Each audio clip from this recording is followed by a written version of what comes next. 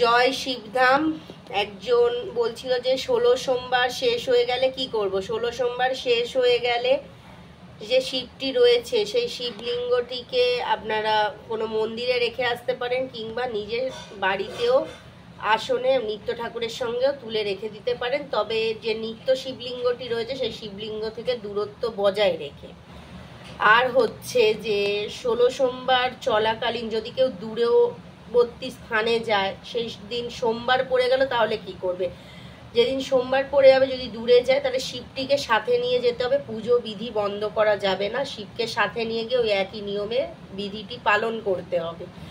আর 16 সোমবার শেষ হয়ে যাবার পরে যখন নিত্য ঠাকুরের সঙ্গে শিবটিকে রেখে দিলেন, তখন কিন্তু যেরকম আপনারা নিত্য শিবলিঙ্গকে জল দেন, পুজো করেন, বেলপাতা দেন, ফুল দেন, সেইভাবেই 16 সোমবারের শিবটিকে কিন্তু আপনারা পুজো করতে পারবেন। এবং আপনাদের 16 সোমবার যখন শেষ হয়ে গেল, পুরো 16 সোমবারেই গিয়ে কমপ্লিট হয়ে গেল, পূর্ণ হয়ে গেল, তখন কিন্তু আপনারা এমনি যেরকম নর্মাল আপনারা সোমবার দিন নিরামিষ খেতেন, সেভাবে নিরামিষ খেতে পারবেন, ভাত ডাল।